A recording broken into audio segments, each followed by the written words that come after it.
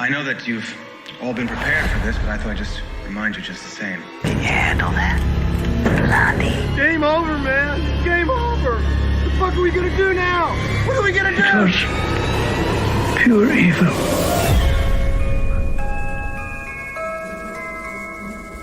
I want to buy some radio ad time. Welcome back to another episode. I'm your host, Vincent Green. I'm your host, Noel Tui. We got Karen Mack in the back. It is Invasion of the Body Snatchers. Let's get to it, motherfuckers. Alright, no, we're back. And this time we brought another guest along. We brought the RO motherfucking C all the way from Cali over here to our little MDK studio. And Baish and Eli, he had us on our show a couple of months ago, and we're fucking really happy to have you back. And the first time we wanted to come on, we wanted to talk about movie villains. And that didn't pan out, so we came on, we spoke about sequels, but I want you to come on our show and talk about horror movie villains for a bit. So, like, what I really wanted to ask you was, like, straight away, like a softball question, who's your favourite villain from the horror movie genre? Paige, I'll start with you, because I like you more, Eli, you motherfucker. This is going to be out of left field, but my favorite horror movie villain is, what's his name? Jason. No. The Candyman. No, because he's black? No. I don't care about Candyman being black. What's that dude's name? He's from Batman and Robin. What's his name? From Batman and Robin? Yeah, Mr. Freeze. Mr. Freeze. No, not Mr. Freeze. Hey. No, Batman. Batman? Yeah, who's Batman? I know. In that Bruce movie. Bruce Wayne. Oh, my God. Michael Keaton. No, George Clooney. Batman and Robin. George Clooney. Batman and Robin. George Clooney. George Clooney. Okay, Yeah. George Clooney is my favorite villain from a horror movie. He's my favorite because that movie was fucking horrible. It hurts me deep inside. So he is my favorite horror villain, George Clooney, because such bad acting, back card, all that shit. That card almost saved the film for me. It was just like, okay, you know what? We're doing it. Like, you know. I don't know how Uma Thurman looked at that script and went, yeah, I'm in. I mean, all she had was puns. Really bad puns. It was just bad because I guess Marlon Wayans was supposed to be in that movie too. Yeah, he had the outfit and everything. Yeah, and his brother pulled him out of it. Oh, wow. At the last minute. That's like being pulled out of a house fire. You know what I mean? Like, you owe that dude. They saved him. Yeah. You know what I mean? Like, Matt tears Damon in your got it. eyes thanking him. Yeah, and then Matt Damon got it, so. And then when you look at the whole entire film in not itself, Matt Damon. What's his name? Chris O'Donnell. Yeah, Matt Damon was the second person they tried to force. Chris O'Donnell, He said no. and he said no. He said no. And then it was George Clooney. No, not George Clooney. It was the Robin character. the Robin character. Chris O'Donnell, yeah, who had done it forever. So he reprised the role. And had Alicia Silverstone as Batgirl. And Alicia Silverstone as Batgirl, yeah. I mean, it had a who's who of its time. It had Schwarzenegger, it had Clooney, it had Silverstone. My God, how did it get so bad? I'm going to allow it. Honestly, I'm going to allow it because horror is supposed to be horrifying. That film is horrifying. That was horror. No, it's my fat friend was calling me, so it went straight through. Yeah. We have to let that Play the music in the background. I'm going to allow it. What do you been? This should be funny for your show. Hey, you fat ass. I'm recording. Oh, hey, how's it going? They're on the Invasion of the Body Snatchers. I'll talk to you later. Oh, you guys joining him? Yeah. What? Wait, what? No, so you can't. Okay, so just to give you guys background for your show, that dude was on a show with me called Baish and Chunk, and we did an episode where we did something dumb and we kept calling him a virgin, and he's not a virgin, but he, took the bait. So I had him call ex-girlfriends to tell us live on air that they had sex with him. Oh, it really happened. Yeah, it really happened. Links. Yeah. And the two girls did not want to say that they had sex with him. And then the last girl was just like, yeah, we had sex when I was 16 and you were 18. And I was like, oh no. I was like, yeah, no. You're going to jail. Before we got to that, I would have been like, you know what, guys? Yeah, virgin. What can I say? Like, he didn't want to do it. Vagina? Am I saying that correct? Vagina? I don't know. Virginia. Go ahead, Eli. Who's your favorite horror villain? Yeah. The one that scared the shit out of me the most was Chucky, actually. Yeah, because they're the same height. Yeah. He got the reach advantage on it. I don't know, man. It was like, okay, when I was a little kid, I hope, like, what do they call it? Paranormal activity. I grew up with that bullshit. So when people think, oh, dude, that's just Hollywood. No, it's nonsense. For me, that's real life. Yeah. And this is a true story. So my sister had like these collectible dolls, like the ones that are like Miss American girls. So like when they stand up, they have a smile, and then when you lay them down, they close their mouth and their eyes. It was just like those creepy ass dolls. And she had a shelf in the corner in the house, and she had them all stacked up. So there's one night, my brother and I were like, maybe, I don't know, I'm like 8. My brother is 6. We're playing in the house that's like an apartment that has 2 stories, and we're playing downstairs. Yeah. And then my sister and my brother and I are downstairs. We're playing a game, and then that doll, one of them, was at the like bed of the stairs. We're like, oh no, what the fuck? We thought my sister was pulling a prank. So we get the doll, we put it back, and April's, my sister's in the shower. I was like, haha, very funny, April, and we put it away. We go back downstairs and we're playing, and my dad says, hey, you guys need to go to bed. So we turn off all the lights, and the doll is at the bed of the stairs again. Fuck that. So, burn it. Fuck all we turned pale as fuck. So we're like, fuck this shit. So I ended up grabbing the doll again, put it back again, and we knocked out. And the doll was right in front of our bed, like right there looking at us, standing up. We're like, what the fuck? So this is just one of many of like paranormal activities that we've dealt with. That's why when I saw the doll Chucky in the film chasing somebody with a fucking knife, I was like, oh yeah, no, thank you. No, yeah. He's going to give you his I just drop kick him spiel, because this is what he does, and Chucky gets brought home. But I would say, like, there's Chucky. I was just saying, like every time. Well, here's the thing. Like, I remember when my grandmother died, we got this statue of the Virgin Mary, and my mother put it in the garage. And it was I remember, like, I used to have to go out and, like, you know, turn off the lights, close the doors, and it would always just be facing you. And you would just, I used to, like, have to, and I'm like 6, 17. And I had to just run out and shut the door. It's just a piece of ceramic and a certain shape. I don't care. It scared the shit out of me, man. Sometimes you look at something and it's scary. I don't know if that's your height. I don't know if that's your height. You never that talk. You're a goddamn giant. I'll go left field for mine, because you guys went left field for yours. When I was a kid, my dad was a screw. He used to work in the prison. He was a prison officer.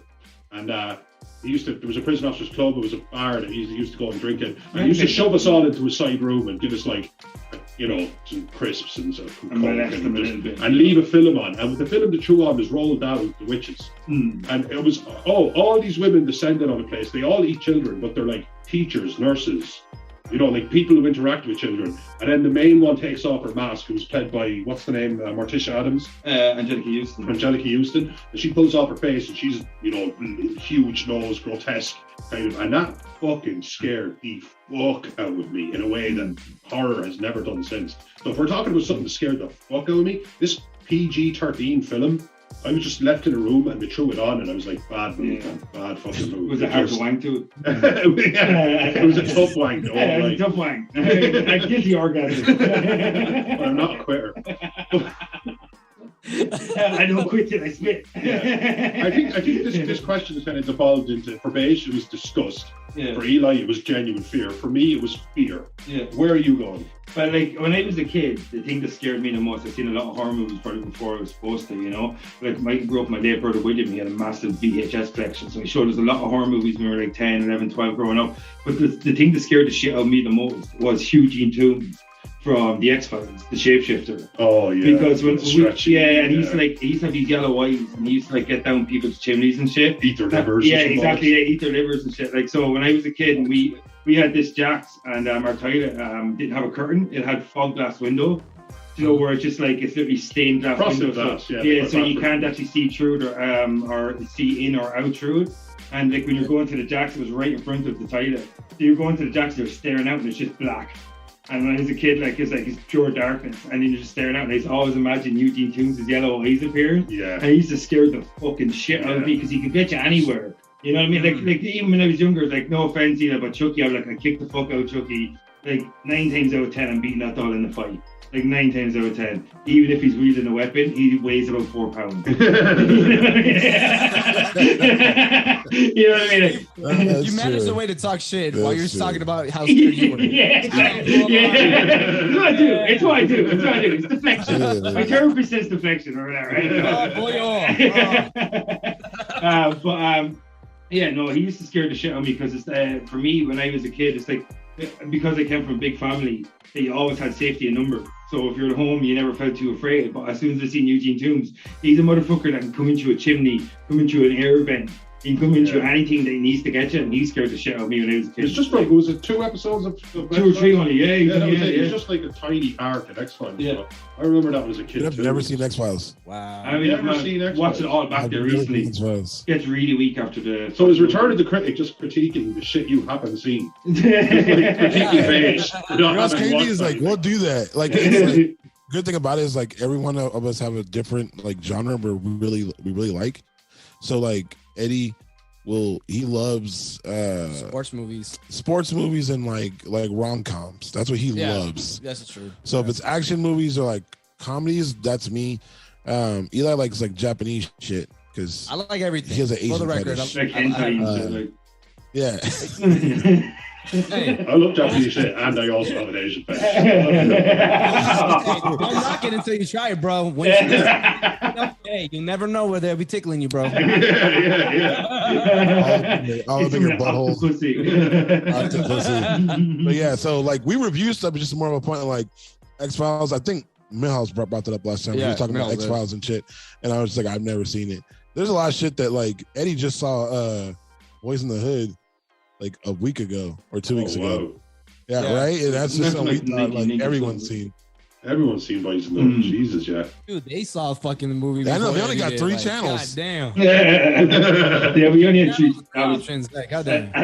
And that was the thing, like when you were growing up, like it was like a midweek movie or some shit, like, you know. It's like maybe commercial break or 12 man, like minutes. when I was growing up, I literally, right, before I got the internet, when I was growing up, I thought all the movies I'd watched growing up were from the 90s. Like, I swear to God, right? And then I started going online, I started streaming and downloading stuff, and it always have the year of the movie. And I'm like, 1986? Fuck you, Morty! I thought 101 Dalmatians was a modern cartoon, and then I went and downloaded it legally, of course. Yeah. And I went and downloaded it, and it was like, and I was like 1967 or something. I'm like, what? I think my childhood's a lie. Pinocchio's from the 40s. Have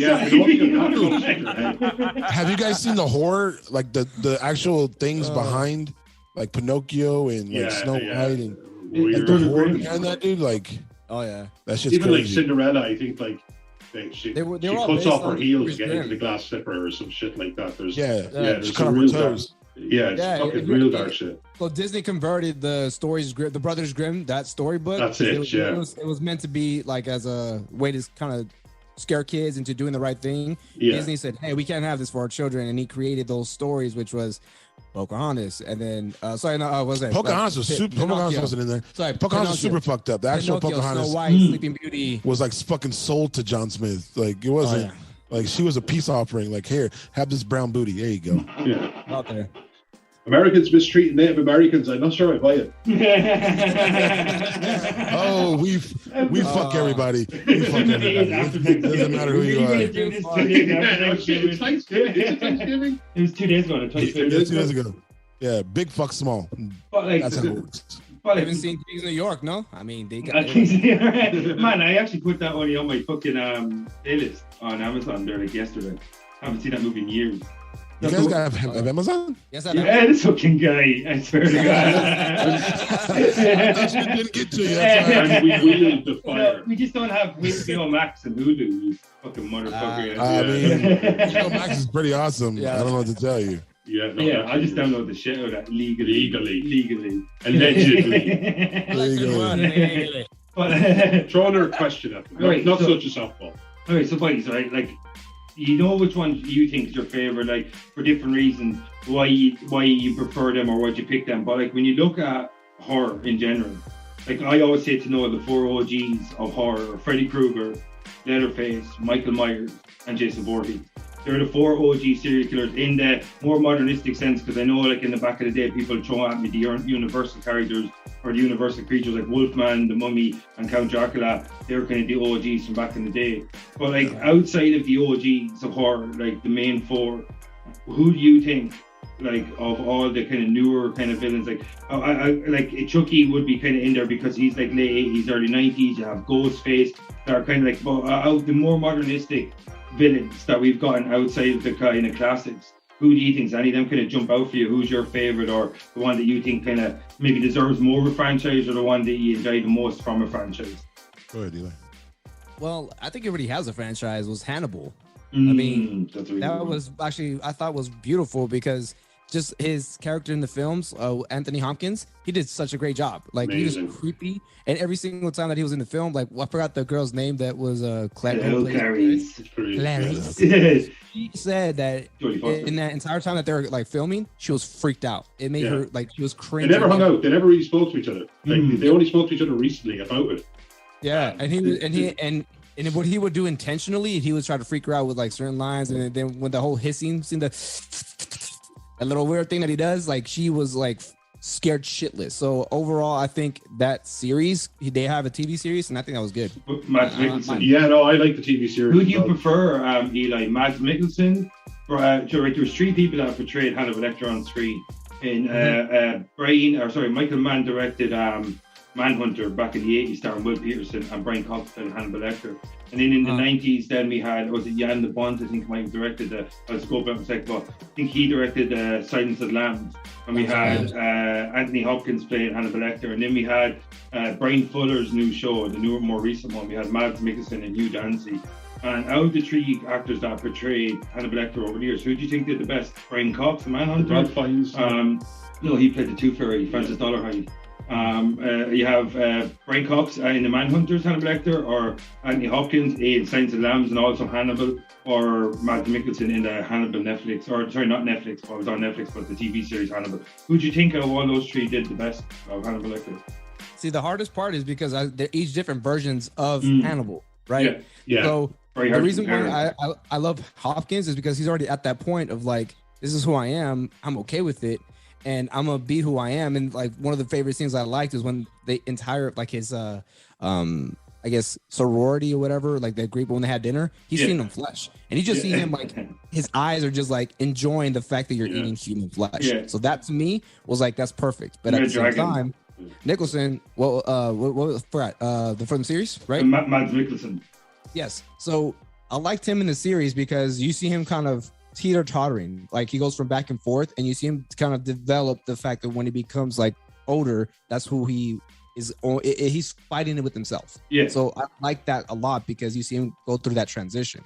Yeah. So it's between those 2 because at the end, Anthony Hopkins already knows who he is. He's about it. I don't care. This is who I'm going to be. I love flesh. Yeah. But then in the series, he's going through that teeter-tottering. Like, I don't want to do this. It's not right, but this feels so good. And he goes back and forth in the series. So it's between those 2. More conflict, because later on, as you said, Anthony Hopkins has come to terms with, I am a predator. The humans are my prey. Whereas Mads Mikkelsen's like, I'm still trying to hold on to the other parts of the humanity that remain. Yeah. And at the same time, he's given in to this psychopathy that he's suffering from, which leads to cannibalism or whatever. Yeah, so that is a good point, because Anthony Hopkins is kind of like 4th year.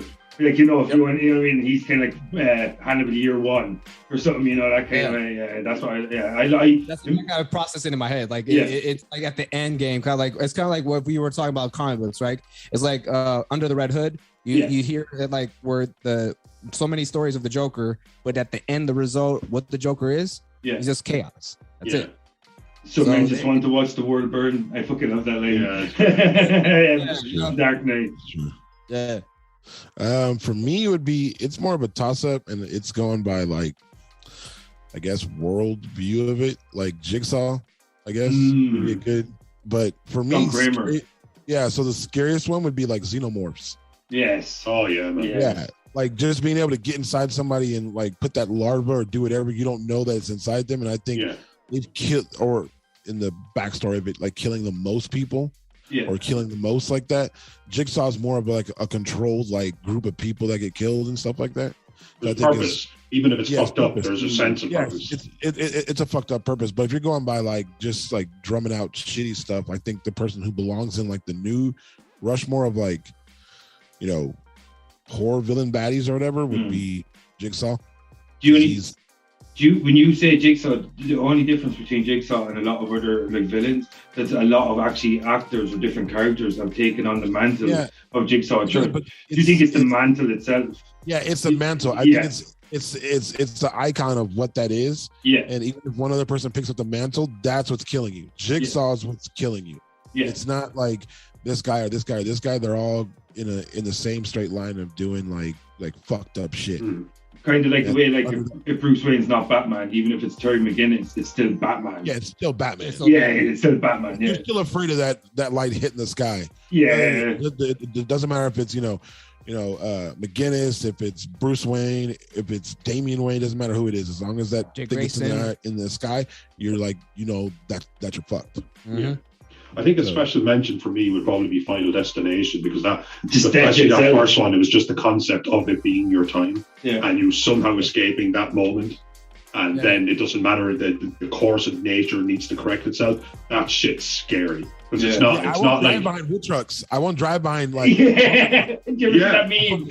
Especially when you're carrying trees, you're just waiting for it to fall. The opening of 2 is one of the best scenes I've ever seen in a movie in general. I'm not just talking horror. I'm just talking the most entertained and fucked up, crazy. Did you ever see that meme where it's like everybody on the left hand side of the road has seen Final Destination 2, and it's just like a lump truck and it's like an empty road behind him, and it's like a car jam on the other side of the road. Like, fucking brilliant, man. Yeah, that's just crazy. True story. My younger brother, because we watched the whole series, he still to this day hates riding roller coasters. He will not go to an amusement park. He will not ride on one. He'll say, "You want to go die? You go do that shit by yourself." Yeah. So even though I watched that film, even though it freaks me out, I still go on roller coasters. But are they scary? As far as like, roller coasters are scary. I've never actually been on one. I was on the one in Port Ventura. It's the second biggest in the world, I think. They don't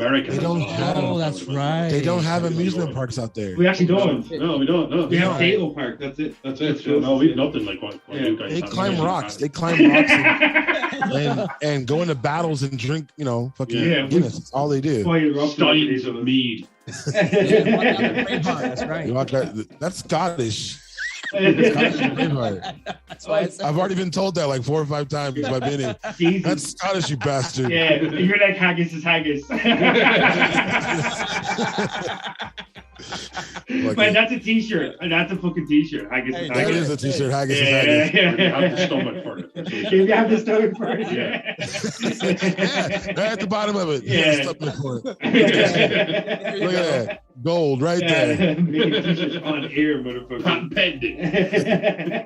Oh shit. Like, ladies and gentlemen, this has been copyrighted. Do not take my shit. Yeah, don't touch my fucking shit. They can't. It exists right now. Oh shit. It's good shit. But yeah, so same thing. So whenever you see like when we're on the freeway or like on the streets, and I see those big ass trucks with the wood, I'm like, nope. Swerve, get the fuck out the way. Same thing with Baish was saying. I'll cause an accident just to get out the way. I'll end up killing somebody else so that I don't die. Yeah, absolutely. I like to survive. It's called you ever heard the concept, the nocebo effect?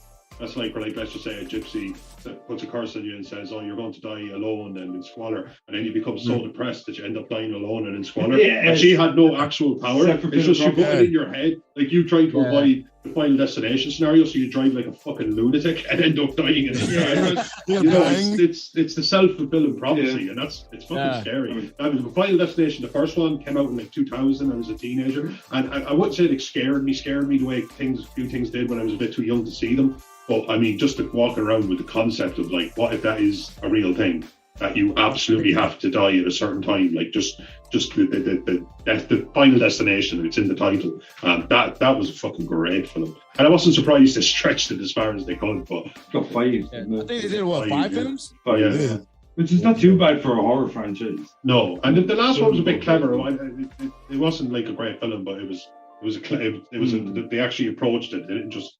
I know they approached it a different way. I don't want to give anything away. For me, I think like outside of the main OGs or the Ghostface or the Chucky, you know, the kind of like the A and B, the ones that are talked about a lot as in terms of a villain, is something that it's hard to characterize as a villain in the same Final sense. Destination doesn't have a villain.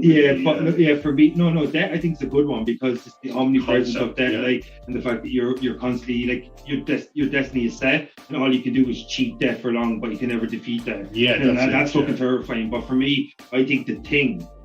The creature from the Thing, where like I love the whole scenario when the doctor is he's starting to come to terms with the scenario that the situation that they're in. He's starting to grow an understanding of the Thing, where it says that like the chance of it, if it reaches the mainland population, the chance of full assimilation is like 702 for 20 hours or something. You haven't given Baish the opportunity to tell us he's never seen the Thing.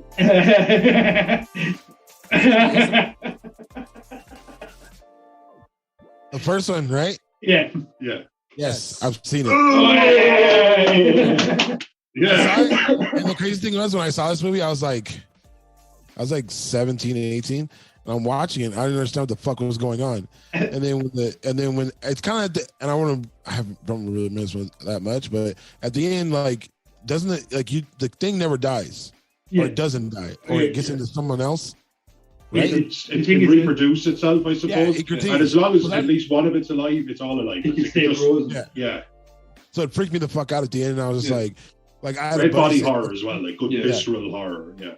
I had a dude sitting next to me that I didn't really know, and he had come in and sat down because we were in the common room, and he had come and sat down. I didn't know where the fuck it came from. I just kept staring at him like, Are you one of them? And I just kept looking at him, like, where the fuck did you come from? It's kind of like Body Snatchers, you know, Invasion of the Body Snatchers. Anything that like any kind of replication. The Among Us. Yeah, exactly. Yeah, that's the shit that really like fucking I think like top level kind of horror. Like whereas like it can be anyone, and yet like it might not be anyone. Whereas your fear becomes the biggest enemy as the enemy itself. Your paranoia, where you're constantly off kilter. Not just because of the enemy, but because of what the enemy is doing to your mental abilities or your mental state. And that's the same with death, like in Final Destination, you're saying, it's nearly a faceless enemy. How can you combat an enemy that you don't see, you don't even know it's there or where it is when it is there, you know, that kind of thing? A pencil is just as dangerous as a car as well, you know, that's what's fun. It's like T-1000 in Terminator 2 was so effective. It was his stepmother and it was his mother, and it was took on the forms of a few different cops again, faces. What's your dog's name though? What? What's your dog's name? Yeah, Wolfie. No, Max. What's the problem with Wolfie? I can hear him barking. I remember that scene. You're fast up on the dead. I can't stand the Terminator movies. I can't stand Conan. You just don't like Schwarzenegger, it sounds. I don't. When he gets on screen, it makes my balls itch. It just. Do you think it's like dude. You're so aroused by him that you feel like you need to hate him to hold on to your masculinity? It's like they're redoing Twins, and I'm just like, for the love of God, please don't. Yeah, it's the Tracy Jordan in it, isn't it? Yeah, Tracy Jordan. Eddie Murphy was supposed to be in it originally. Oh, really? Yeah, that's what the script was written for Eddie Murphy about 15-20 years ago. Like that's how long. That's how bad Hollywood is. They're like, let's get into the dust pile. And they're just like fucking dusting off shit, and they're just like, we got one of these, we got two of these. Remakes is another villain from Hollywood. Yeah, remakes. Just fucking stuff up. The movie, the thing you guys were talking about was with Kurt Russell, right? Yeah. Right, yeah. Okay, so one of the things about that film that I liked so much that actually Eric is shout out to Eric. He's actually a really good for the guy that did the horror episode with us. So he, as he recommended to watch this film, one of the things I liked so much was like the animatronics. When you look at the gore, when you look at effects. Like the practical effects were amazing. Oh, and incredible. one of the things that grossed me out that started cringe was when you see that face, like when it started to morph. Like, it was like sideways. It was like the sideways face. It was fucked up. Yeah. And then when it jumped out and it started crying at you, that was like the grossest part that I saw. But it made the film what it was. But the film is very 40. That film was made that was produced 40 years ago. It's 40th anniversary of its release next year, and we're going to do. But at the same time, that is ageless. But even like, you know, I went back and watched the first Iron Man, and it's absolutely brilliant. But you can tell how far the CGI has come since then. You know, as great as it looks, you can tell Over the the practical practical effects when CGI. it's done well, it's timeless. It's just timeless. Like the easiest comparison is the Thing prequel against the Thing from 1982. 2011 versus 8. 2011, one's 10 years old, the other one's 40 years old next year. Like, and look at the difference in the two of them. Like literally, like the thing about practical effects is you know it's there. Yeah. You can appreciate the artistry and the craft that's gone into making that disgusting creature. That face is melting off to the side. You know what I mean? Whereas like if it's just bits and pixels, I don't give a fuck. I don't give a fuck who made it. Like, you know what I mean? That's the thing. There's a scene in the Thing where the doctor is doing an autopsy on one of the things, and its chest cavity opens up with teeth, and it bites the doctor's hands off, and he falls back bleeding out. And they got a man who just was a double amputee, and they just hooked up all the blood and the pumps and everything that they needed. And they just had like shot it from an angle where you couldn't see his face, and just had him in the shot, pulled back away, and they just had blood pumping out from the fact that guy who actually just didn't have arms. That's how practical these fuckers got. They're like, well, how do we do this? Well, we're just going to have to find a dude who is a double, who is an amputee. We just have to. And they went and did that. And you just have to appreciate the craft. Is in like, here's the problem. Definitely. What practical ways can we work around it? And I don't know, man. It's the purist in me, but fucking, I just really just dream of a white utopia. What were we talking about?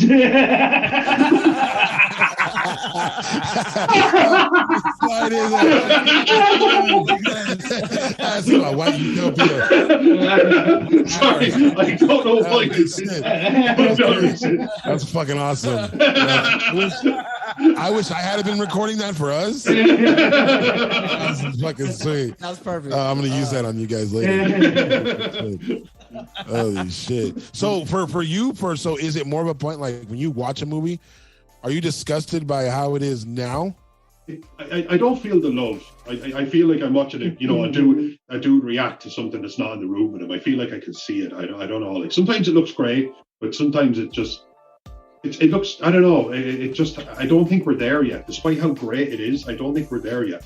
I think the Thing still looks better than stuff I'm seeing in the Avengers and stuff that's so obscenely well done.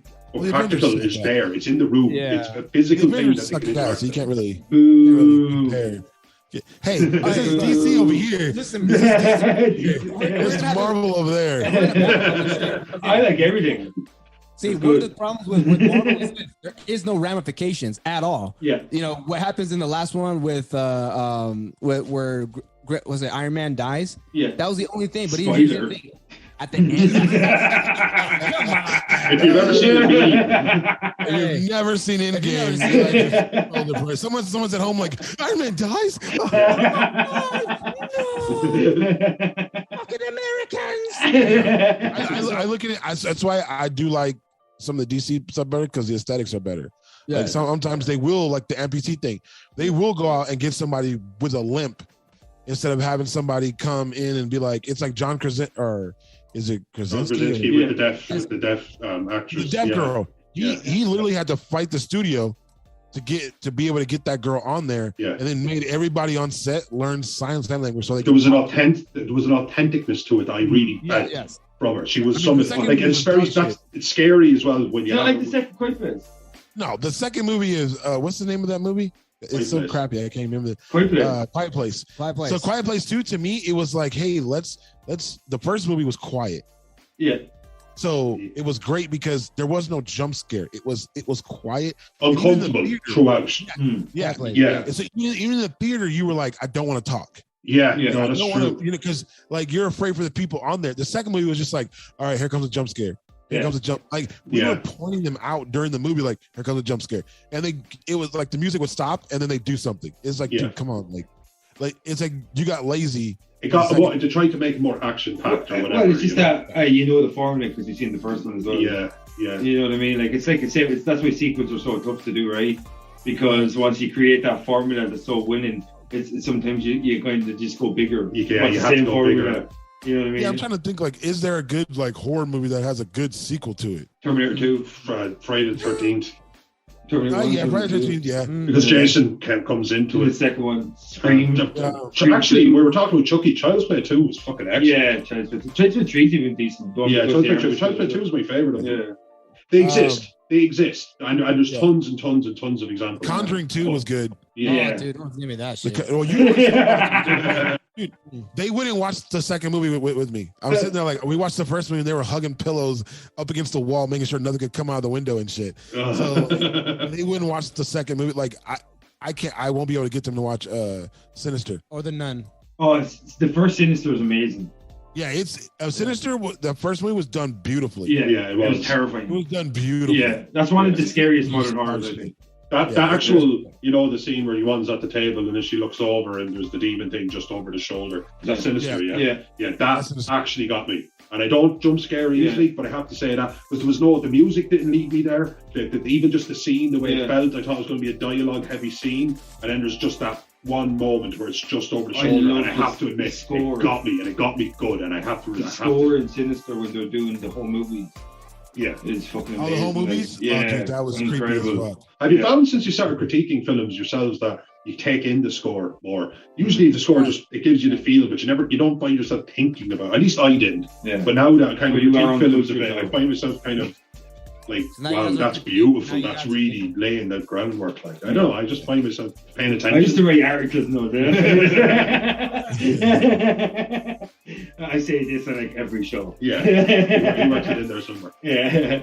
But did you guys think about do you guys have Netflix? Netflix or no?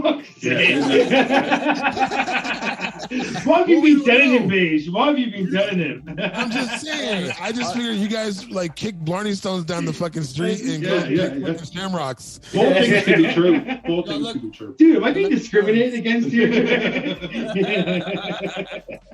Well, I'm asking because I don't know if you guys ever seen the film Bird Box. I want to hear what you guys thought about that. Yeah, I enjoyed it. I thought there was a bit of we got into the sensory deprivation horrors. Yeah, there was like Hush, Don't Breathe. There was Don't Breathe. 1 and 2. There was Quiet Place, and there was all that. But I love the part. I love when films don't over-explain shit to you. I don't know what they were seeing, and I don't need to know. And sometimes that's better.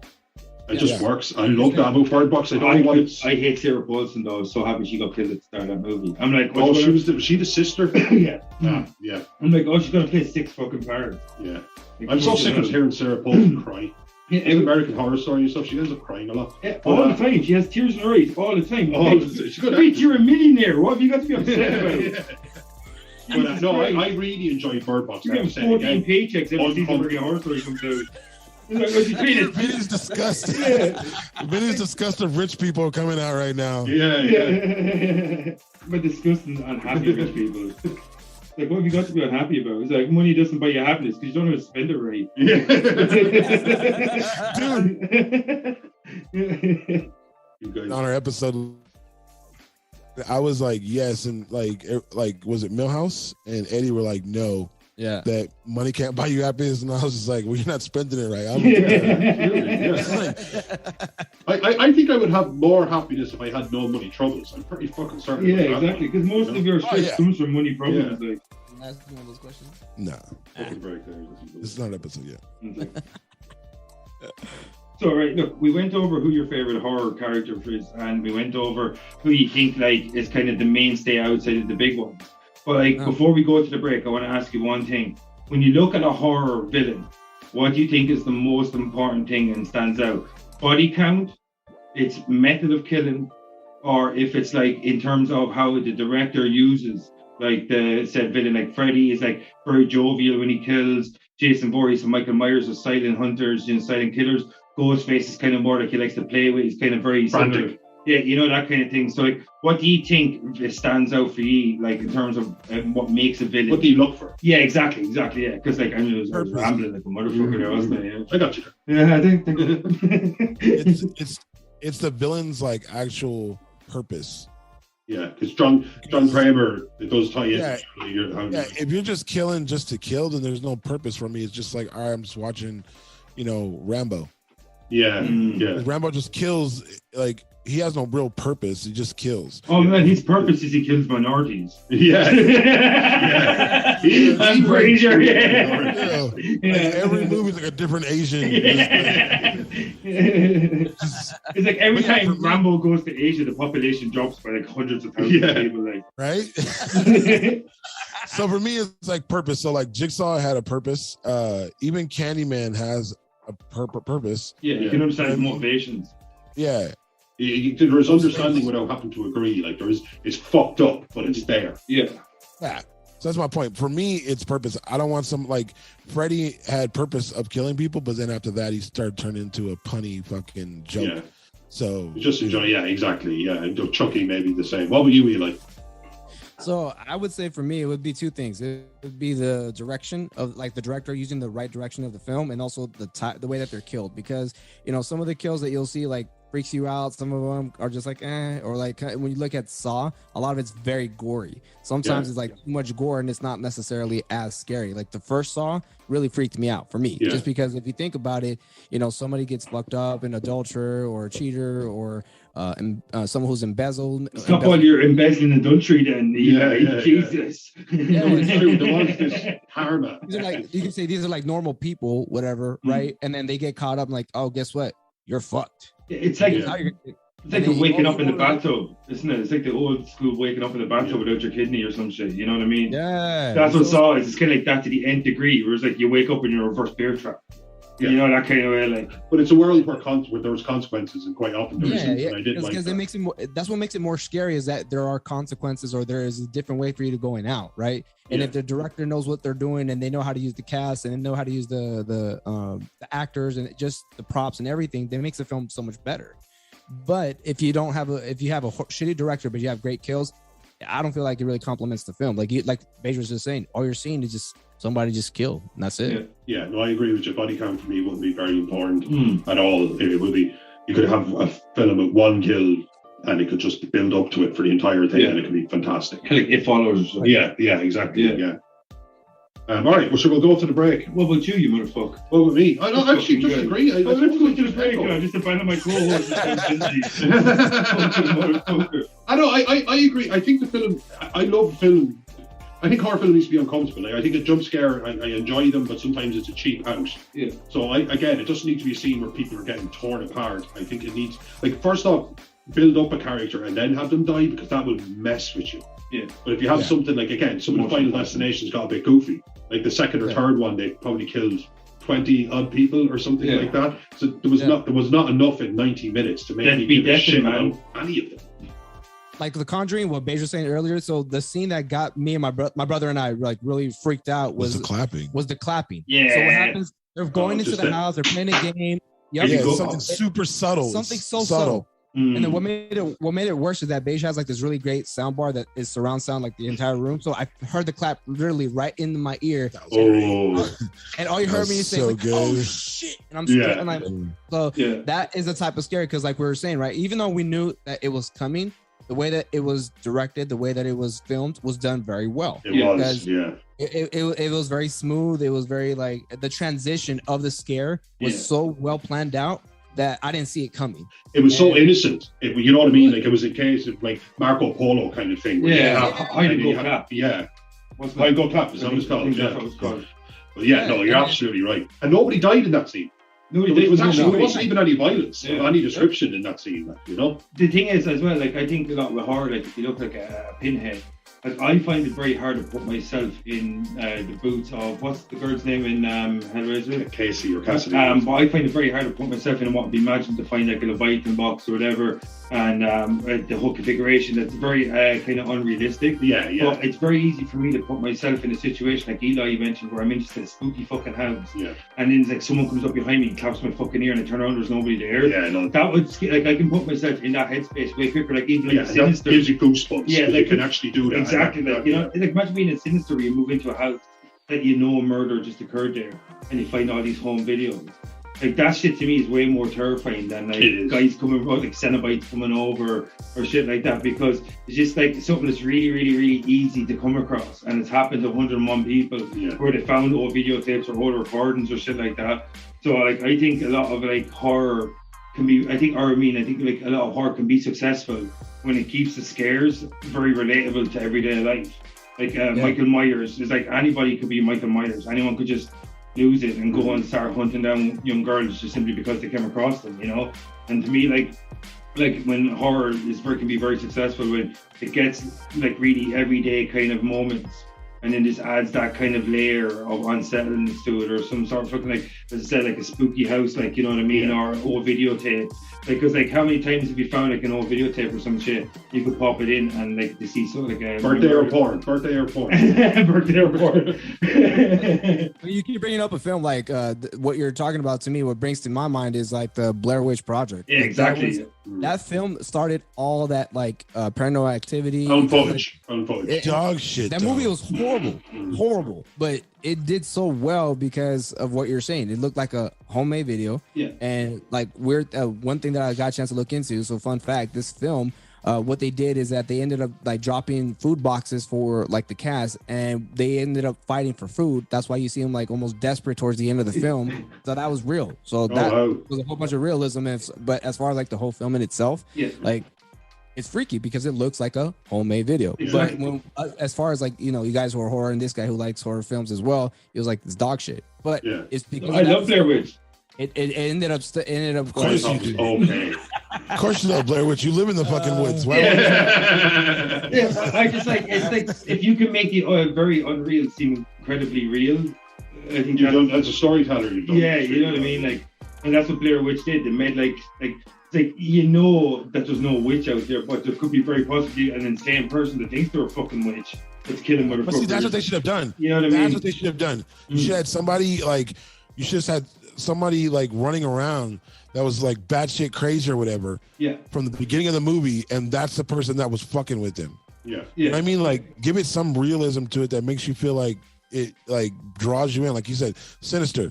Yeah. You can go to somebody's old house where shit happened and be in the basement and you see old movies sitting there. Yeah. And you're just like, it could have death and shit on it. Yeah, and or could you have imagine something weird on it? Yeah. And when the movies play out and you see the kid are the ones that are doing the killings and shit, like, exactly. You know what I mean? Yeah, it's fucking terrifying. Sweet family. Yeah, look at that sweet family and that sweet kid, and then you're like, oh no, it's not sweet no more. Yeah, exactly, man. You know? Yeah, no, you're right. It's like, that's why old people and kids, when they go evil, are more scary now. Oh, absolutely, like, you know? Yeah. But that's why dolls and shit work for me as well. It's anything that's from the least likely source. Like fucking old porcelain dolls. You know why people buy them? It's terrifying.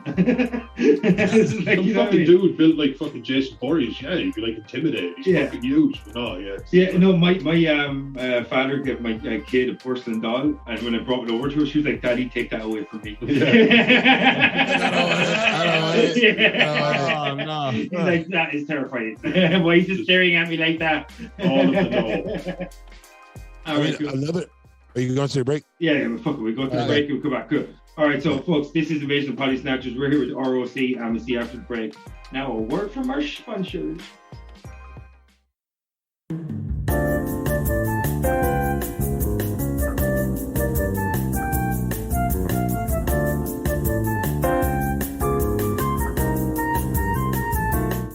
Welcome back from the break. This is Invasion of Potty Snatchers. We're still here at ROC.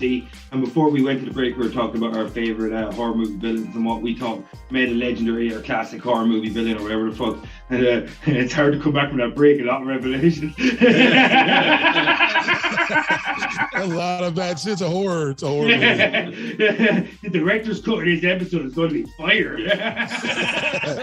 Oh, shit. Oh, but I have a horror story having to do with something that wasn't like it was like proving something wrong. So when I was once on duty, we went to a house and some lady said that somebody was in her attic and she thought it was ghosts or whatever. And she was been scared for weeks and weeks and she didn't know what was going on. So we were like, all right, cool. We'll go up and check. She was on like she had a three-story house. So we went up to the very top and I was just like, we don't see anything. But then we kept hearing we hear anything else, record it and let us know. So she calls us back. We go back out there, and she hears this audio, and it's like clanging, and like you hear like weird noises and shit. So like me, I don't really believe in like the type of shit that Eli believes in, like ghosts and fucking ghouls and whatever the dolls. Yeah, but that's shit. Ingrained in your society, and I'm not even taking the piss out of Eli though. Like you, because people, you know what I mean, though. Like that is ingrained. Same as us. Yeah. So like I'm sitting there, and we're like, all right, we'll take another look up there. And then we go up there and we start hearing like scratching and shit. And I'm like, what the fuck? And my partner with me, he's a little bitch.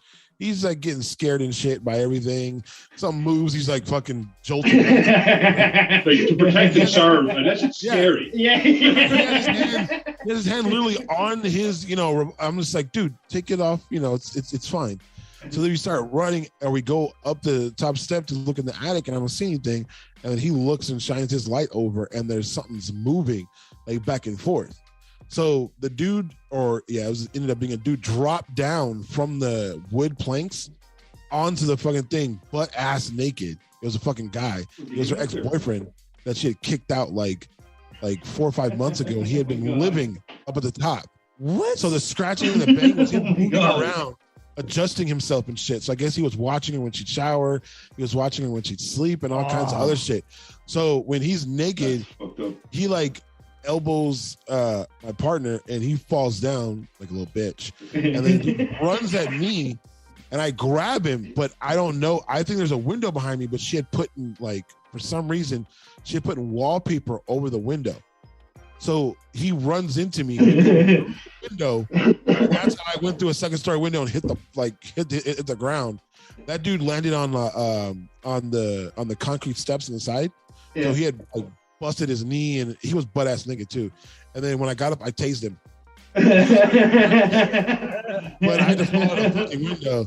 So it was kind of horrible because at a certain time when I started hearing the scratching and the moving, I kind of thought in my head like, oh shit, you're going to see something supernatural. Yeah. Like, is this my, thing where it happens to me? But how long were you a cop? For 3 years. And in that time, did you have like apart from that, what you just explained to us there, but do you ever have any of those kind of weird kind of calls where you go there and it's something kind of weird and unexplainable? Did you get called out to many murder scenes or any kind of weird fucked up shit that was kind of unexplainable that kind of it felt kind of weird supernaturally or shit like? Is asking for that Hollywood scene that you see in the TV series? Yeah. Exactly. I learned about 3 months in that everything can be explained by people because people are horrible. Yeah. So even the shit that you think, oh, this can't be explained, it's somebody doing something fucking horrible. Yeah. And it's somebody doing something where it's just like something that you wouldn't think somebody would do. After a while, it's like being a police officer, that's why most of them are either alcoholics or they have a jaded view on other people. Yeah, it's like you think the worst of people. Like I still try to help people because that's why I became a cop, because I wanted to help people. But most police officers are jaded towards certain shit where it's just like, oh, I've seen cops see a burning car on the side of the road and keep driving. Yeah, that's why the word inhumane is always so stupid. That's inhumane, is it though? Because that's exactly the kind of shit we do. S'mores it up, man. I put over Get some fucking marshmallows. Like bonfire, gentlemen. Let's go.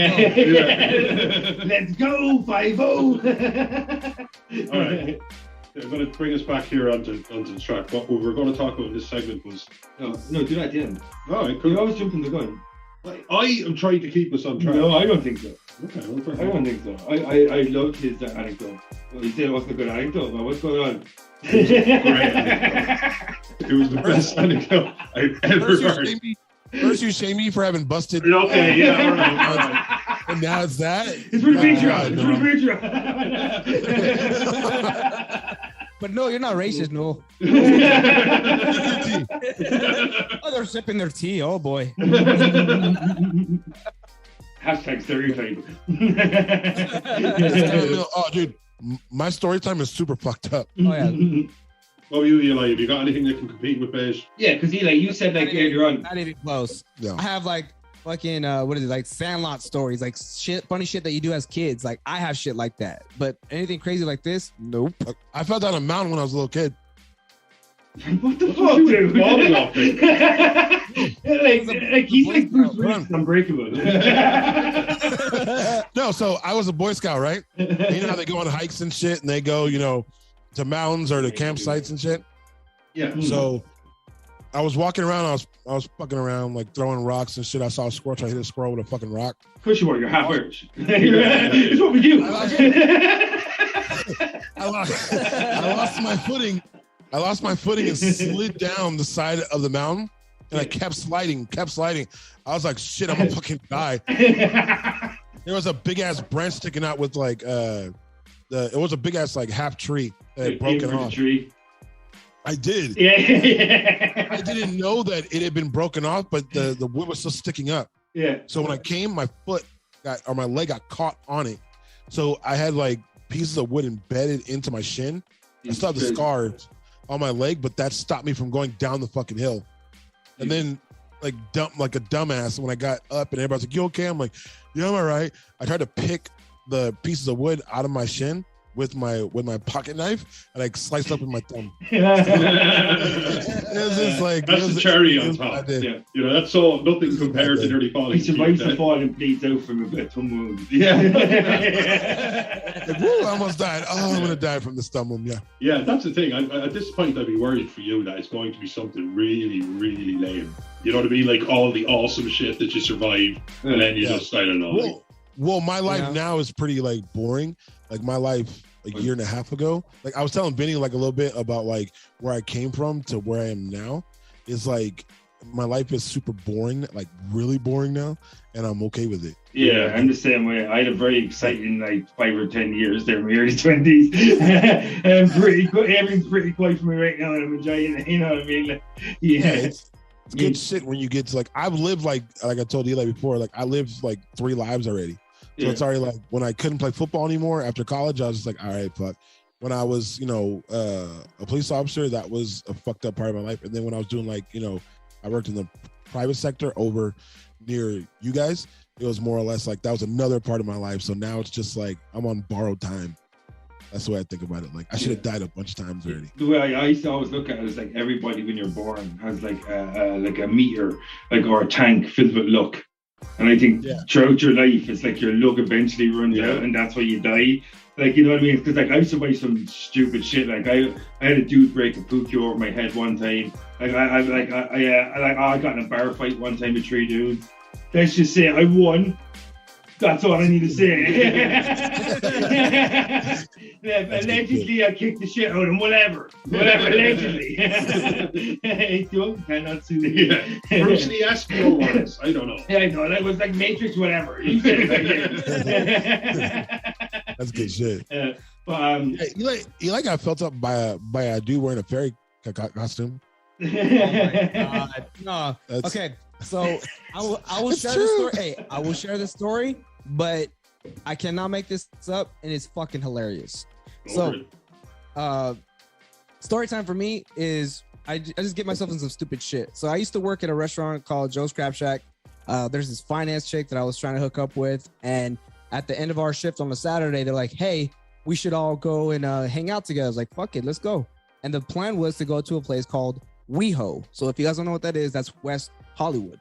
Now West Hollywood, that's where the gays be. So I didn't know that. I'm a young kid. I don't know about this all shit. Gay people, dude. It's not like sprinkled in there. It's like a fucking forest of fairies. All gays. So I'm over here like, oh yeah, let's go. We're gonna hit a club and have a couple drinks. Sure. So we come back, we meet up, and we end up carpooling. And one of the friends is driving. I'm in the backseat flirting with this girl all night. She's feeling it. We're going back and forth. And dude, I'm young. I'm gawking at her titties. I'm not even paying attention to my surroundings. As soon as we get to, it's called, I think, the Abbott. I think is what it's called. We get into the bar, and I'm following her. I'm just looking at her ass, and I look up, and I'm like, wait, something doesn't seem right. And then I see like where are dudes these on dicks dudes, coming from? girls on girls, and then girls that look like men that look like girls. I'm just like, I think I'm in the wrong place. We get in the corner with like a little booth, and we start getting drinks. And I looked at everybody, I was like, yo, is this where we're supposed to be? And they're all laughing like, yeah, we're gonna have a good time. Like, I'm gonna be right here. In the corner of the bar, drinking with everybody. And then, you know, I had to take a piss. So I get up, I get in, and to my luck, nobody's in the bathroom. I'm like, thank God. So I go to the very corner stall, and as soon as I get to the stall, then there's no really nice way of saying it. The gayest, most fairiest motherfucker just comes in. Fucking wings, fucking glitter, just you name it, just a pure fairy. There's really no way. And this motherfucker well, if he was dressed like a fairy, I just think you're allowed to use the word. Like, I have to say it that way. He was a fairy. Fucking fairy. If he had wings, he was a fairy. You know what I mean? Glitter was coming off this fucking fool's wings. Like, bro. Could have been an angel. So I look at the corner of my eye, I'm like, all right, whatever. And I'm trying to wrap up my shit. And the guy decides to go right next to me in the stall. And he's like, oh, hey. I'm like, no, man, I'm good. And I'm trying to like wrap it up. As soon as I wrap it up, I pinch it. I'm like, fuck it, I'm done. I go to the sink and I wash my hands. And the guy ends up going right bit like, hey, where are you going? I need to get going, sir. So excuse me. And he starts getting close to me. He's like, hey, I know you started looking at me. He's like, you're making it awkward, bro. Just looking at you is making me awkward. Can you please move? And then like the door for me to like exit, he's blocking it with, both hands on the door saying, come on, I know you want this. I'm like, no, I do not. I have a girlfriend. She's right out there. So just please, if you could just move, please. He gets closer to me and he starts saying, ooh, you smell good. I'm like, bro, please stop.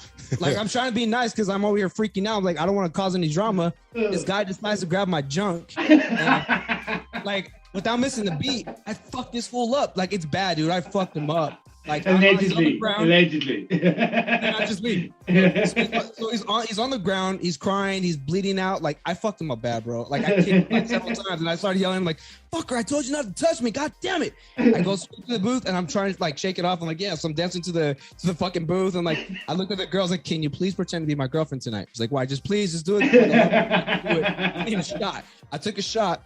Fucking the biggest motherfucker like Baish decides like, "You, let's go." I was like, "Fuck." Y'all better call the cops. I'm about to go to jail. And I step outside. As soon as I step outside, the guy's like, yo, what the fuck happened? And you see the fairy literally on the street crying, this motherfucker is amazing. He goes on a crazy rant. I just put my head down, I'm like, fuck, I'm about to get locked up.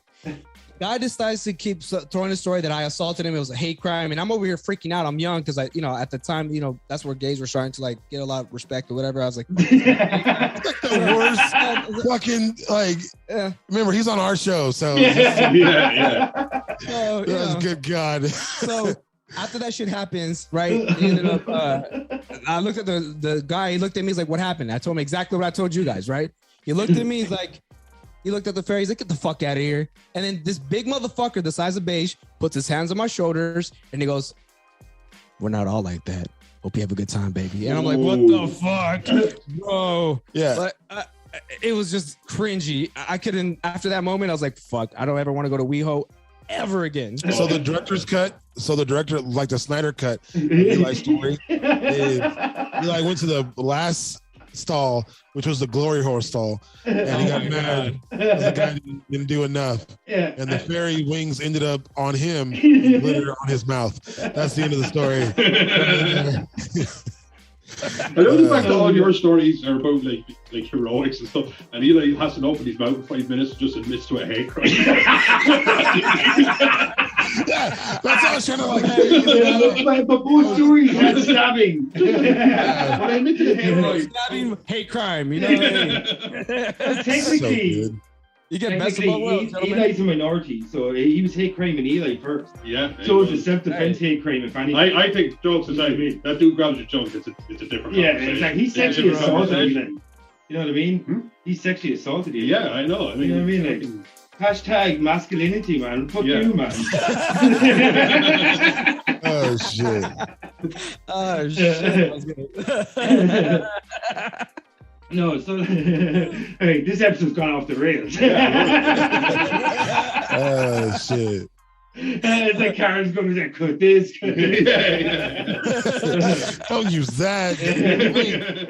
It's bad. Like I told you guys, like there's like stories on top of stories on top of stories that I have, so it's not, We guys see his stories are like fucked up. Mine are like fucked up but funny. Like there's just Some of mine are funny. Remember the dudes that got stuck together? oh dude. Yeah. Yo, y'all want to hear like y'all don't want to hear that you don't story. want to hear that. I don't know. I think we're too down. We're too deep down the looking hole to turn back now. I'm pretty sure I want to hear that story. All right. So Be forewarned. So I got a call to a house. It was in I used to work in Long Beach, and there's a lot of gay people that live out there. So we got called to a house, and these dudes were arguing at first, and then we're like, cool. So we got called out like 3 hours later, and we go up there, and the EMT's just like, dude, no. I'm like, no, what? I thought maybe people were dead in there. He's like, no, it's super fucking gross.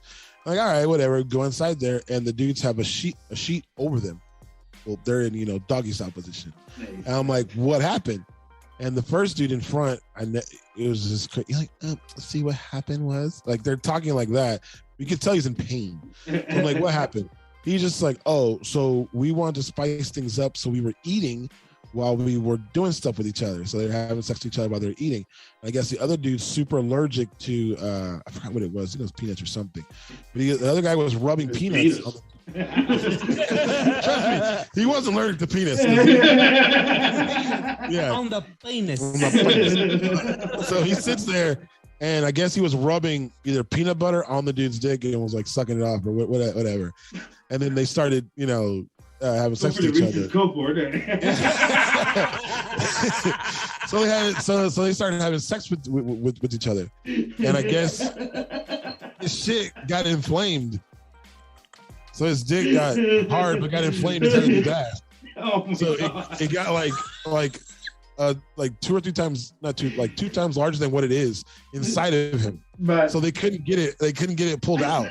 So the EMT was sitting there and he was like, hey, we got to do the epi shot on the dude's dick, but we need somebody to pull and go underneath the other guys. So essentially you had one pair of balls here, one pair of balls here, and then like just this thing. Man, I need to get the balls apart to get in at the shaft. Yeah. So I'm going to have to lie so hard on the episode synopsis for this episode. How we work this for Ridley Scott is going to be poetry. Yeah, so I'm going to go for a world-class segue here in a minute. So the 2 EMTs had to sit there and be like, they didn't want to do it. So me and the other 3 officers were sitting there, and my sergeant was just like, hey, stop being bitches and go and do it. I'm like, you go and do it. He's like, that's why I'm the sergeant. I don't have to. So essentially we had to we did paper, scissors, and I lost. So of course you did. All your stories are very unlucky, dude. So I had to sit there and have the dudes kind of move a little bit over. So I had to move both the balls. And I was like this. Oh my God. And then the EMT had to sneak his arm underneath and put the shot, and then we had to wait for a little bit and then pull them apart. When he pulled them apart, it was like blood and shit coming out of the dude's ass. It's just all over the place. I think this might be our first graphic content warning on one of yours. I actually read my toes. You wanted horror. I'm giving you horror. This is live horror. Yeah, All right. I'm trying to segue. All right. I think we should give Vinny the floor. I want to hear the segue. I want to hear the segue at this point. All right, so, Baish, you used to be a cop and you told us a fucking shit ton of horrific things to say, right? All right, of all horror movie villains, of all the playground that's been fucking built up in the 60s, 70s, 80s, 90s, whatever the fuck, which one of those do you think? And Eli, I wanted to say to you, just imagine you were a cop as well, right? Which one, if you were called out on duty, do you think? You said this is boss. Fucking God. It was just in my ear for a second. Which one do you think would you been the most scared to go out? If you got called out, there was a fucking crime scene, and you go out in all the fucking horror movies. Good question. Which one do you think would have scared the shit out of you? That's how you segue, bitches. Yeah,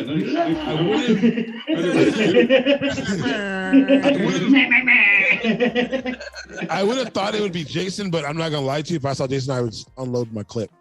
Yeah. What if he kept coming at you? What would you do? Honestly. I'd unload the clip and go get the shotgun and just unload that bad boy too. Even if he's unkillable, if he doesn't have arms or legs, he's definitely less of a threat, Oh yeah. But the thing is, though, if I blow your head off, you really can't do anything. Yeah. So Maybe come back 2 years later somehow. But he will be back 2 years. Doomed. Because I've seen meth heads that kind of look like Leatherface. Oh shit. I've seen some people on Crystal that kind of look like Pinhead or Hellraiser. Ugh. That's one drug that hasn't really swept Ireland. It's here, yeah, but it's not there's heroin, there's plenty of heroin, there's coke, plenty of heroin. Yeah, there's no shortage of heroin. Meth is a special kind of drug. I've seen the faces of meth, and it's a special kind of drug for my God, beautiful women, stunning women, and inside of sometimes as little as 4 months, everything up to 10 years or whatever, and I just want to say though, one benefit of a good looking crack addict is that there's a 6-month period there where you definitely score with her. Yeah. Before she goes completely downhill. Her standards are low enough. Yeah. Like, so you're going to like get an 8 or 9, like she might be a 10, and you get her when she's about an 8 on the way down. Yeah, that's it. Which, Yeah. like, you know what I mean? That's what I'm saying. Every Don't put the cloud, boogie away. every cloud. I'll give you a sandwich. I'll give you a sandwich if you come with me. I just a bunch of average-looking men going, hold, hold. Then she hits 8. You go, no. Oh shit! I'm trying to think.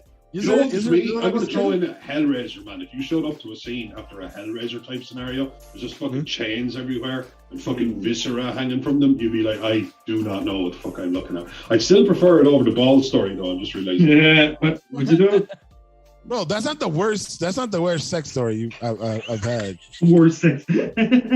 Like being on duty, that's not the worst one. So that one is okay, but it's not the worst one. You know. All right. Hellraiser's something that's worse than Hellraiser. I'm going to revamp the question. I imagine showing up to a Hellraiser crime scene. Have you got anything that's a little bit more twisted than that? You can use sex. You can use sex over violence. Grossness. Grossness can be your metric. There you go. Oh, fuck, dude. What's more gross than the two dudes doggy stayed stuck together like literal dogs? Oh, what's more gross? You really want to know? Oh my god! Wait a second! Oh my god! Don't throw that in there. Don't do that. Don't do that. They're in the chamber right now. Don't. I'm like loading the gun and like when he shoots me in the on face. yourself. Your listeners are like, no. Don't ask your questions. I want to hear about horror. I guess if we're talking about gore, being in the house, sex or whatever, like hostile. Ooh. Something hostile type death, like someone's Achilles being cut or being sliced open or eyeball coming out, like that kind of shit. Yeah, that would kind of be like. I would definitely die in hospital because those women are so fine. Yeah, like so fine. Yeah, but you gotta do the metric. You gotta do the metric. It's like the old thing, like either you're rich or you got a big dick, and you already said that you're not rich and you're Irish, so you don't have the other one either. Yeah. Fucking guys. Man, my haggis is mighty. Don't you come after my 2-inch Punisher. Is that hard or is that? Yeah, no, it goes up to 2.7. It's supposed to get hard. It's supposed to get hard. But yeah, it would be like the Hostel would be the one that if I walked in, I'd be like, what the fuck? That film affected me a little bit. I remember watching it when it came out. The film was dark. That was a good dark ass movie. No, like dolls all over the place. Yeah. Eli, what would you hate to be called out if you were a cop, right? You're like fucking night shift, graveyard shift, and of all the horror movies. So there's this video game called Condemned, right? You gotta look it up. It's a really great game. Yeah, I played the first one. There's a chapter in this game. These guys think we're the 80s. Eli's like, it's a video game, you know, it's on the screen. Hey, you guys have even gotten Atari yet. So we're just over here hoping that, you know. E.T. on the Atari blowing up in Ireland. Guys, if you play Pong, Pong. Oh, shit. Basically, Stranger Things. Just think Stranger Things. We're basically moving along with the exact same time as them. Okay. Yeah. There you go. Right. Anyway, sorry, go, Eli. So I was saying, so there's this game, there's a chapter in the game in Condemned where you go into like a mall, and there's a whole bunch of mannequins. Now, for me, that would fuck me up because in the game, as you're moving, mannequins would freak you out if you were a cop. Hold on. I'm not done. Are you gonna let me finish? Thank you, sir. I got another picture of partner. Here we go. Thank you, sir. So in the mall, it's shut down.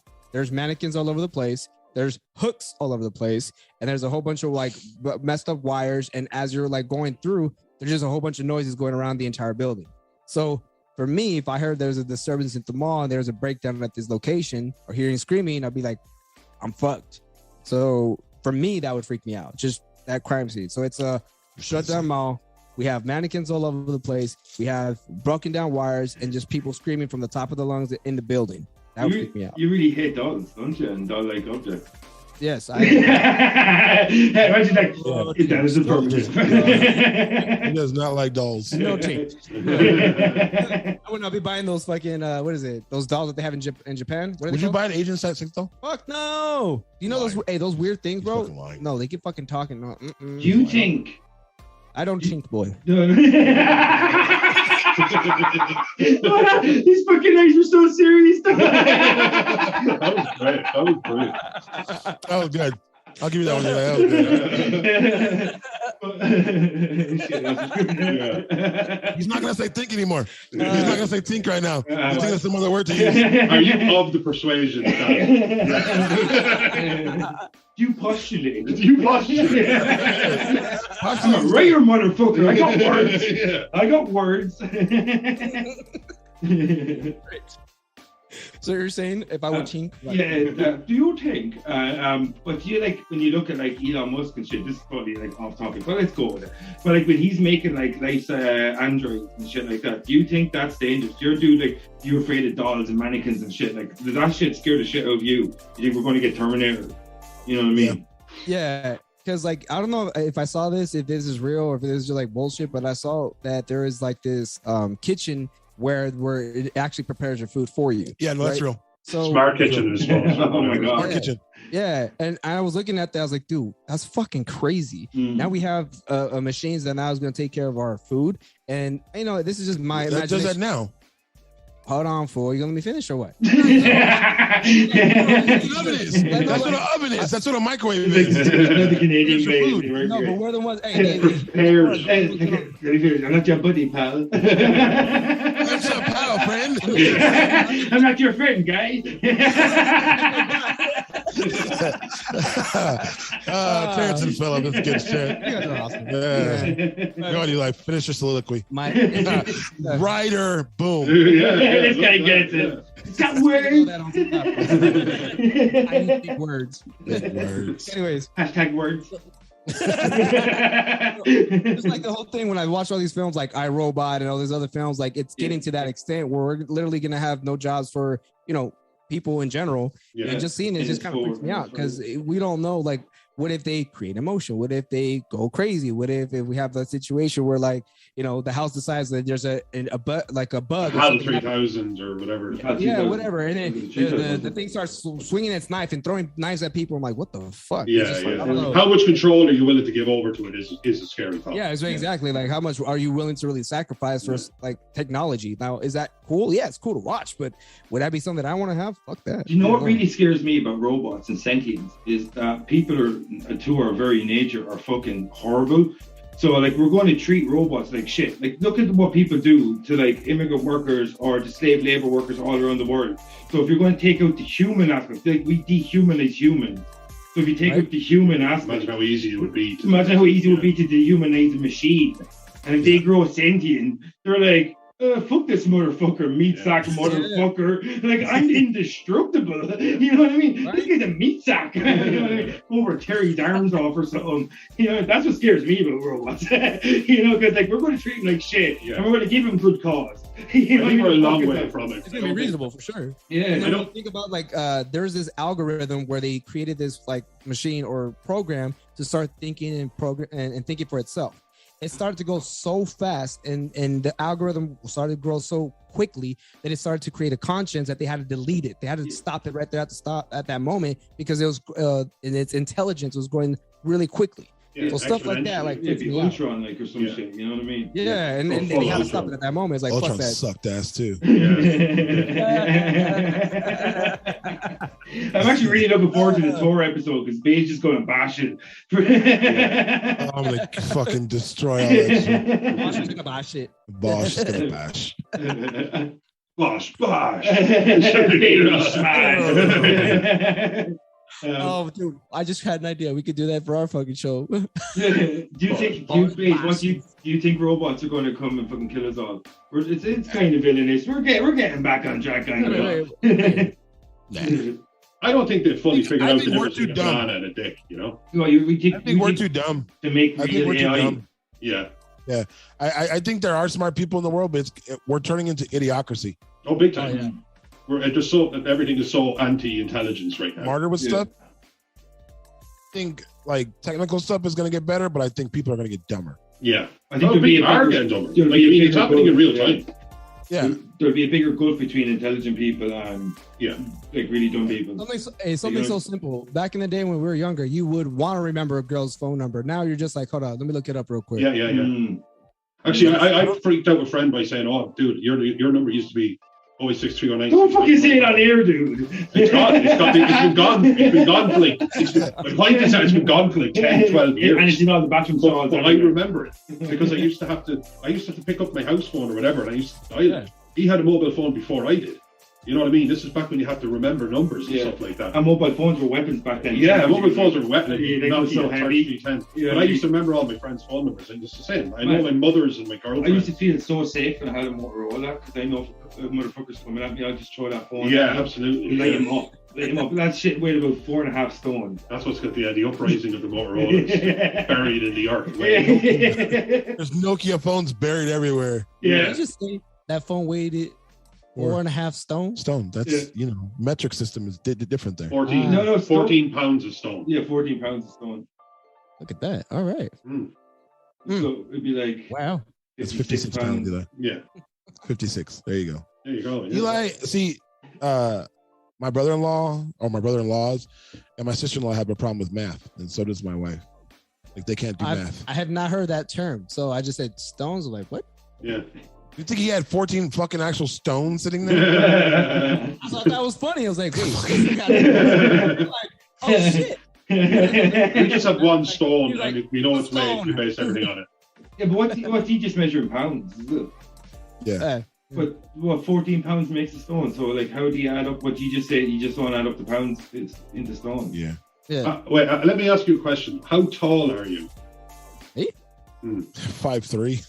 So 5 foot 3 inches. I'm 5'5". Because I keep looking up celebrities and they use the metric system, and we use the metric system, but it makes no sense to me. Yeah, when it comes to be like, so. they're 1 meter 6, and I'm like, that means nothing to me. I have no idea. 3 meters is 3 meters 20 is 6 feet. No, 3 meters is 1 meter is 3 feet.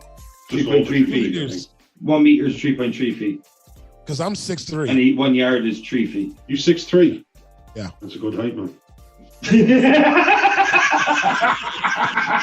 thought you were gonna say some shit or something. No, I'm done. I'm like, oh, you're very tall. Actually, what happened to me was I just. Compliment. That's all you're gonna get. Right. Yeah. So you don't think robots are gonna come and kill us all? No, I just think more of a point of like we're getting dumber. Yeah, I think we're killing ourselves just fine. Yeah. It's gonna be a point where like there's gonna I see it happening that there's gonna be like a civil war in America over here. Where it's gonna split people like how North and South was. Yeah. And it's gonna be like that, and there's just gonna rage a fucking war, and we're just gonna kill each other. And robots are just gonna come in and just live on the ashes. Yeah, that's it. No, I think robots aren't a big enough scapegoat for me. I think we got this covered. We are absolutely going to destroy ourselves and each other. I think we're doing a brilliant job. That's your answer, is that? Yeah. I saw that answer. Yeah. The dinosaurs were here there's more distance between, I think, is it a Stegosaurus and a Tyrannosaurus Rex than there is between the T-Rex and us. Like one was like 250 million years ago, one was 65 million T-Rex years late ago. Cretaceous. So they were around for 250 million years. We're taken out by a meteorite. We're here like, 10,000 years? Well, like, I'm not saying it's alien. Well, it's alien. Yeah. What is Have you seen the fucking pyramids? Come on. People didn't do that. It was spaceship. I think like if robots become sentient eventually, like because humanity we're just treat each other like trash, we're going to treat them like trash, and we're just probably going to be like, oh fuck this shit, we're just going to wipe us out. If it comes to that stage, like, you know, and we're going to give them. And cause, I don't understand it. And that's what I'm saying. I think we're just going to give them cause. And that's the problem, like with any kind of machinery, that if you don't fucking operate it correctly, it's just going to be like Independence Day. I'm just going to look up and go, I get it. We're not happy about it, but I get it. But fuck it. Absolutely. Yeah. Do you want to say anything more about horror movie villains before we go to this new segment that Carmack, our guy in the back, has cooked up for us? No, I'm good. Yeah, you good, yeah? Yeah, let's move along fluidly. All right. Sorry, so before we get the fuck out here, right, the new segment we're talking about, we want to do a weekly talking point thing. Something that kind of is in the news that kind of pops out to us that we think that's worthy to bring up and talk about. Because we've just been kind of trying to stretch our brain muscles a little bit differently, kind of slightly branch out from just doing movie reviews. And one thing that popped up, and I know it's not really in the horror realm, but he's a director that's got plenty of horror lineage. He directed like some Alien and shit like that. Is Ridley Scott, who came back and did Prometheus and did Alien Covenant. And he said with his latest release The Jewel starring Adam Driver and Matt Damon, that the reason that it bombed financially in the box office was because that millennials, or he called the millennial, he didn't even get the fucking name right, so he touched fucking boomer motherfucker. But he pretty much blamed the lack of attention spans and people like being on their cell phones and shit too much. That is the reason that his movie failed at the box office. And Eli, what do you think? Do you think he has good cause for what he says that the movie The Jewel failed because people's attention spans are shorter now, and this is the kind of thing where like people want cheap thrills and fast builds instead of the likes of, they want deep character dives into like a period piece like The Jewel is. I haven't seen it yet, but I think it's like a period piece or some shit. The period piece of like the medieval. Yeah, in France or something. Oh, is it? I thought it was Victorian era England or something, but I haven't looked into it. Yeah, like, do you think it's a case of like audiences aren't liking the content Ridley Scott is putting out, or do you think it's a case of like they don't have the attention span for that sort of content anymore? I think he's a point. I suppose you could start there as a very basic. Does he have a point? No. I would say yes and no. The reason why I would say yes. That's the thing. I think it's nuanced as well. Don't be on the fence. Don't be on the fence. I am on the fence because no fence in here, motherfucker. It's like the one rule we have. You gotta pick yes or no. You gotta pick no. There's no in between. There's no gut instinct. Like if you were to flip a coin, right? Do you ever hear this old saying? It's like if you flip a coin, if you really want to know a decision you want to make, you go heads something or tails something, and that coin's in midair. You want to know in your heart what side you wanted to land on. You know what I mean? So that's how you know. So heads or tails, if I'm to flip a coin right now, yes, it's heads, yes, or tails. If I'm to flip it, which side would you really want to land on, heads or tails? And that's how you know you're good. Heads, yes, and tails, no. That's how Boardwalk Empire, fucking great show. Nucky? I love that. Yeah, Nucky. Oh, man. I think Peaky Blinders. I'll go first, actually. I think if I had there you go. If I had to say yes or no, and there's no in between, I would say yes, but I would be like, get over it, for fuck's sake, man. You know, it's not like, of course, people's attention spans have. I think that the youngest generation put up with a lot of shit, and they get a lot of shit put on their shoulders, and the world is, for a lot of ways, a much more difficult place to navigate. And it's entertainment. You don't get to tell people how they should feel about it. Like, fuck off. But does he have a point that attention spans have decreased over time? Yeah. I think social media is just living for that fucking like button. I don't fully agree with that. In an era now where we have the golden age of television, where everybody sits down for 6, 7, 8 hours and binge watches a whole season of a show. Yeah, see, that's the thing. That's the 2.5 hour movie is nothing. That's it. So if your kind, to use your premise, your kind in the air, it's no. Yeah, 100%. I think he's wrong. I think what the problem with Ridley Scott is that, like, a lot of these older directors that blame Marvel for all their woes. I think he's wrong. Don't get me wrong. Does he have any sort of point? Yeah, I think a lot of these older directors are like, the audience doesn't know what they like. That's why they're not filmmakers. So I'm going to tell them what they like. No, motherfucker. The audience knows what they like, and we know what we like more now than ever because of all the content we've had and the varied content we've had over the last 20 years. The golden age of television, like this is such on. It's so fucking annoying because like he failed because he made a movie for himself, not for the audience. Because you have to make two things as a storyteller. You have to make a story that you'll enjoy, but you also have to make a story that other people will enjoy. Because otherwise, you're just writing a story for yourself. Like, it's like you can add all these things for yourself and it's self-aggrandizing, yeah, that's cool. But you need to make things that other people enjoy. And like, not a lot of people will look at a medieval fucking movie that was made in France or set in 14th century France because it doesn't appeal to a lot of people. It's not a big box office movie. Yeah, it might appeal at award season. But like, if he wants critical acclaim, that's one thing. But critical acclaim, box office success are not always hand in hand. No. And like, you can't blame the audience. If you make a movie for yourself, then only you are going to go see it. Yeah. You know what I mean? Like, so it's not their fault. Like, you know, I just think like it's just an out. It's like I made a movie that didn't have mass appeal. Now it's the mass audience or the mass. It's a failure on. It's not a failure on my shoulders. Exactly. Yeah. It's a failure on them, not me. Like, you know, I just think it's such an out. It's passable. It's like when you cheat and stuff, and you turn around and tell them, "Well, you've been working a lot late." Like, fuck off. Yeah. You know, it is. It's an out. Yeah. No, for me, it's a no. Like, I don't think he's right because it's more of a point like, oh, people won't sit down, their attention span. People sat down to watch Game of Thrones. You got it on your t-shirt? Yeah, 4 hours. You know what I mean? Game of Thrones is an hour long. People binge that shit. You know, Peaky Blinders we watched, that people will sit down and binge the whole show of that. Yeah. It's just like when you turn out shit, because I was looking up some of the shit he said, and he was mad about people not liking Martian. Yeah, Martian was a woke movie for him of talking about like people, the atmosphere and using up, you know, resources and shit. Yeah. Exodus: Gods and Kings was another shit movie that was fucking horrible. that he made that's kind of like a period piece that wasn't very good. Kingdom of Heaven. That was a really like whitewashed movie as well, wasn't it? Yeah, it's just more. He doesn't, and that was another thing. Like Vinny said, like he does movies where there's not a lot of like minorities in it. Yeah. Where it's just all like the same set of people, the same set of this. You see the same. It's almost like Kingdom of Heaven, except for the whole rape thing. But you know, something having to do with a woman and something having to do with the kingdom falling, whatever. It's the same goddamn movie as the one he just made. Yeah. It's his movies are carbon copies of shit where it's just like the actual development might be a little bit different, but the same message is coming across. Yeah, because like he's mad because people are tired of that shit. They don't want to watch his movies anymore. Because people went to watch Lincoln and people went to watch like Warhorse did okay. The box set wasn't a great film, but it did okay. Oh, who the fuck's that movie for? Warhorse. Yeah, I don't know. I honestly one out of a touch motherfucker. You think Warhorse is going to do well at anything except for I do think people like Avengers or something will have more of a mass appeal, but it's not that people will not go and watch this. Peaky Blinders is based in Birmingham, England in the 1920s. People eat that shit up. It's absolutely massive. So yeah, it's not. I agree. Now again, I stand by my point because you have a point that people's attention spans are, if people are turned off by something, isn't we have 10 Fast and Furious films. There's no way around that. That's a fact. They exist, or 9 or whatever the fuck it is. There's 9. 9. But there's 10 is on the way. 10 is on the way. But the spin-off. Wait, Tokyo Drift, was that in canon? Yeah. Yeah. Then there's 9. Okay. Well, what about you and Eli to round it off?